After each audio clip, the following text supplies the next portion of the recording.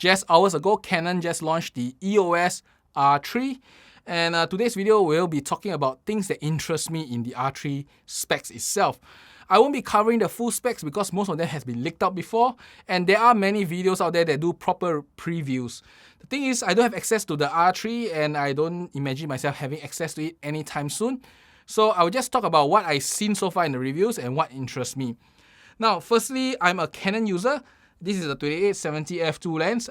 My camera, the Canon R5, is not with me now because my wife put it in the studio. So that is it. I have the Sony A1 here, and I believe this is the closest competitor ignoring system to the R3. Now the Hasselblad is here because it looks cool. That's about it. Now, firstly, I want to talk about the biggest thing is that the R3 is worth, or should I say, the R3 costs $6,000 USD. That means that the R3 is $500 cheaper than the Sony A1. However, it depends on where you stay in this world. The A1 has been in the market for some time, so the street value of the A1 may be lower. And the street value for the R3 may be at its cost price or even slightly higher because of brand new. As such, in certain places of the world, the R3 will cost the same as the A1. So that's something you must keep in mind. But that said, normally when we buy a camera of this class, it is about the system. And if you already own the Canon lenses, you won't suddenly jump to Sony. Vice versa, if you own the Sony lens, you won't just suddenly jump to the R3. And getting that out of the way, let's talk about the R3 functions that interest me. Firstly, the eye control AF is the first thing that interests me. You can now quickly set where is the starting point for your autofocus and your tracking easily by looking at where the action is or by looking where interests you in the frame. Now, this is something that is really quick because your eyes usually will look at places of interest even faster at times than even your mind tells your hand to move. So definitely, eye control AF is faster than any form of physical movement of your fingers, definitely.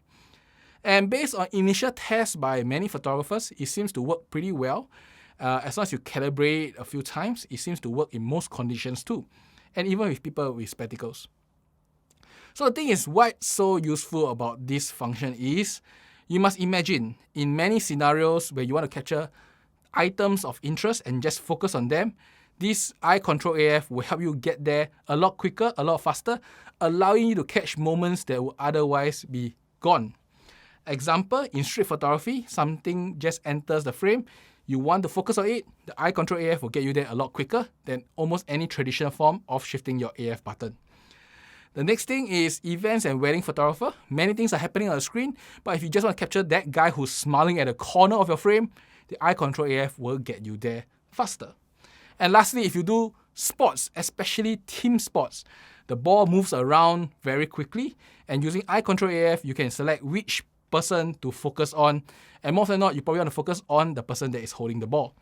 So I can imagine eye control AF may be a game changer for autofocus system, especially for mirrorless camera, which has hundreds of AF points. Shifting the AF point on the mirrorless camera is really slow because of the number of points there is. Now, the next thing that improved greatly is that they decoupled the IAF from the zone area. So if you're using the R5, you'll know that the IAF only works in zone area. If not, it works in the tracking form. That is quite limited. You can't use the IAF in almost any other mode.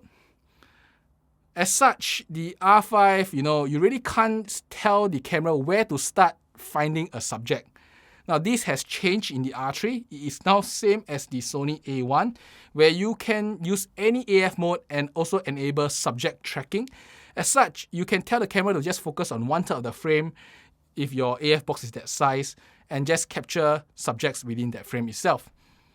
And then Canon went further with it, is that they gave the ability to have custom focus area. This is not new, it's also available in Olympus camera.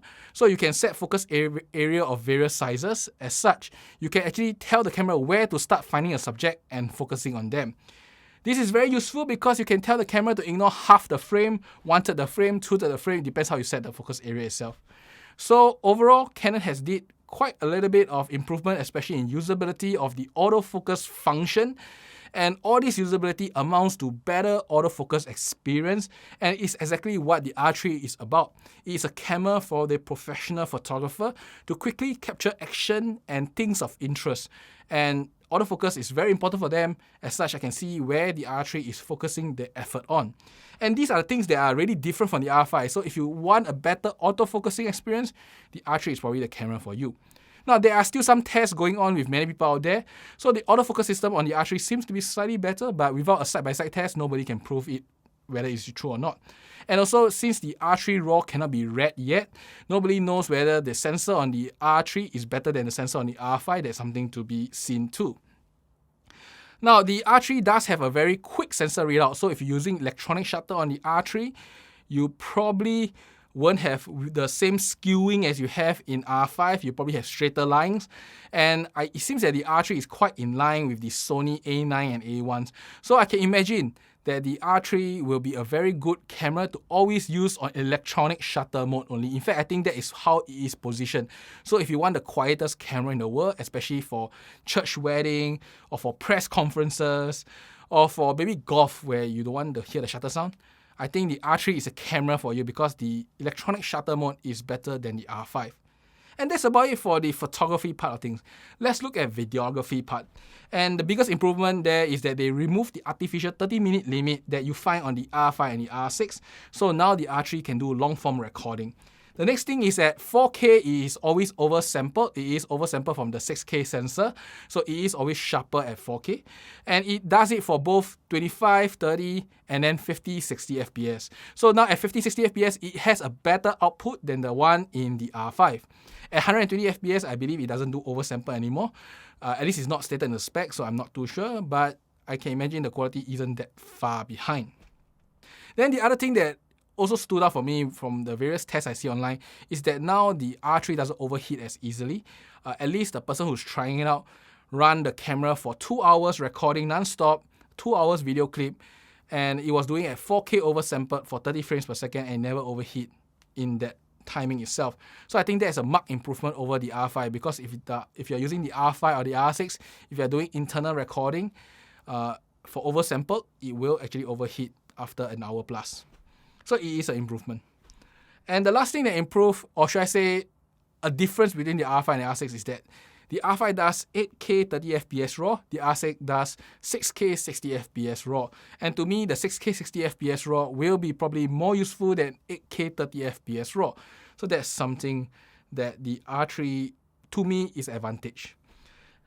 There's also one more thing that I want to talk about, and that is the accessories hot shoe. And it's already announced what is the accessories that's coming out. I mean, it has some flash adapter, it has some microphones that's available, and also some third-party support for XLR microphone inputs. So this will bring the camera closer to a modern cine camera with all the proper audio inputs itself. So I can see that the R3 is a significantly better hybrid camera than the R5, and the R3 is also a significantly better video-only camera than the R5, because the only other alternative you have in the market now is if you get the C70 itself, which costs the same price, and the C70 is an APS-C. It has all the audio interfaces, but now with the R3 and then you can put the accessories hot shoe, you are very close to the C70 itself. So that's something to consider, and the R3 is a full-frame camera itself. And really, that's about it. That's all I want to share about the R3. Everything else, go online, search, you can see the specification. But overall, I think the R3 is shaping up to be a pretty nice camera if you need those functions that I said earlier.